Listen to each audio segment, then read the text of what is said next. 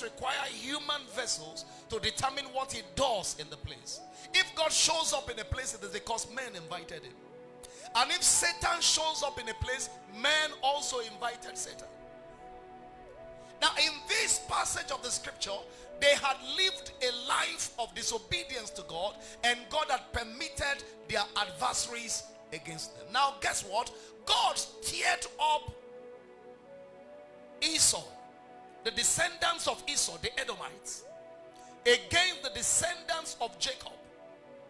And so they turned against their own brothers and fought them.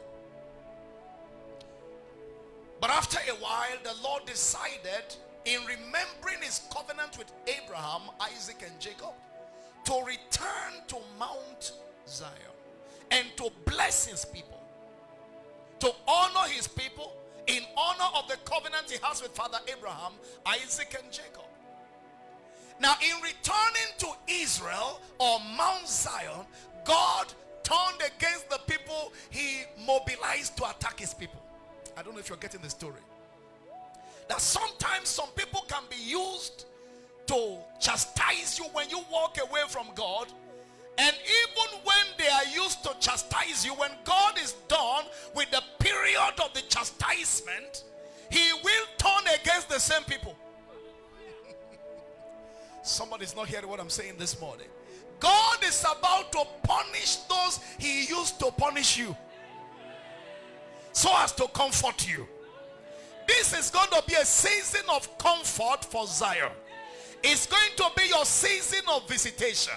Somebody will be visited. And I don't care what has happened to you in the past. I don't care who has ganged up against you in the past. I don't care who was instrumental in the devil's hand or even in God's hand to frustrate you or to musling you or to make life difficult for you or make life bitter for you.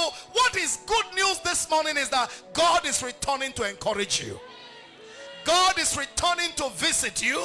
He is returning to help you. He is returning to wipe away the tears from off your face. He is returning with baggage of encouragement for somebody. Come on, you can't be sitting down and saying that amen the way you are saying it. Somebody is about to be encouraged. You know what? This month is going to be the best of your month. How many of us believe that this morning? Let your amen show it in the house. Can I ask you to excitedly walk to three persons and tell them, this month is my month. This month is my month. Now, you've got to learn to prophesy what must happen. Kalado shida lahaya. Iprasos telebrekedos. Glory to God.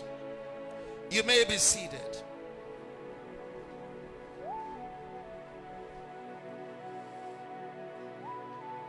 The Bible affirms and confirms that God has a program for Zion.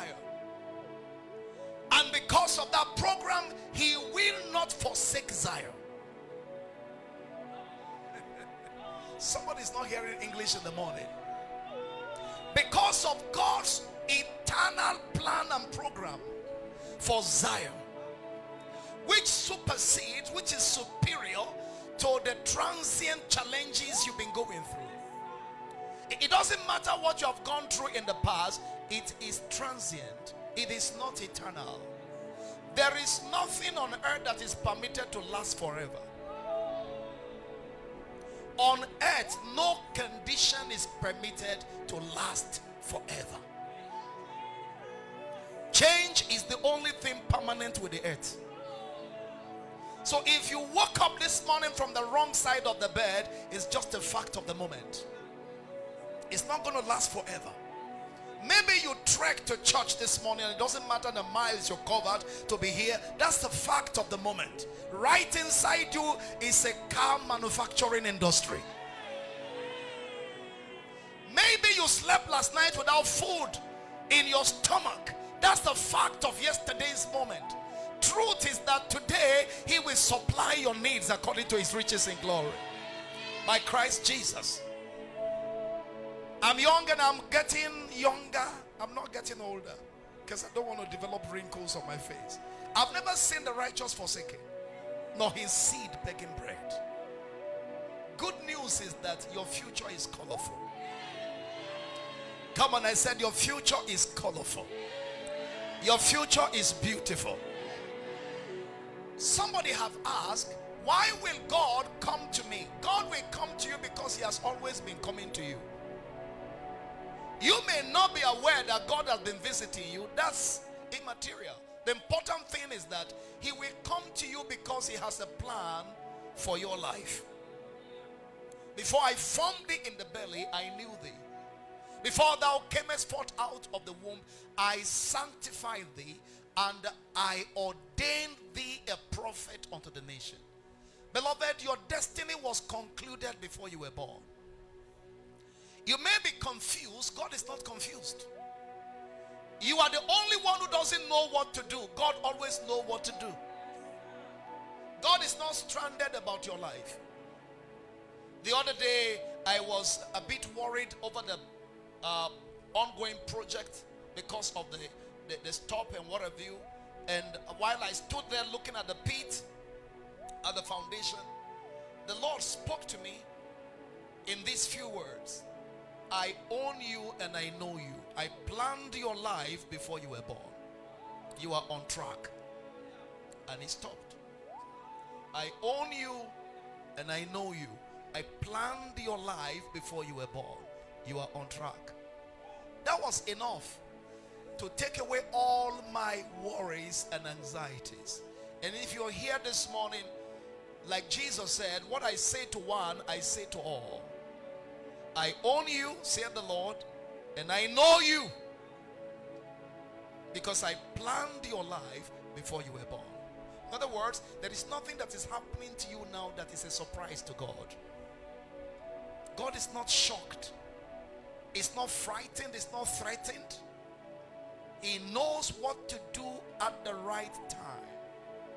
It doesn't matter who you are up against now. Right inside of you is a superior strength. Whatever you are up against will always be inferior to your divine packaging. Your human constitution is more complicated than the fabrication of hell against you. Greater is he that is inside of you than he that is up against you in the world. I thought somebody was going to be excited. Now, if that doesn't get you excited, I don't know what else will get you excited. You need to know that God is with you. In one of our devotional guides recently, I said, there is nothing greater than God with you. Nothing is greater than God with you. What shall we say to these things? If God be for us, come on now, who can be against us? Who means nobody has the capacity, nobody has the stamina, nobody has the capability, nobody has the potential, the strength to withstand the man that God is with. Help me look at your neighbor with a confident smile. Say, God is with you. God is with you. Now, one of the capital things you need to know about God being conditioned to be with you is because of his purpose and plan for your life, your imperfections notwithstanding. You don't need to be perfect to attract God. Your destiny has already arrested God to be with you. The purpose of God for your life is the basic reason why God will not abandon you.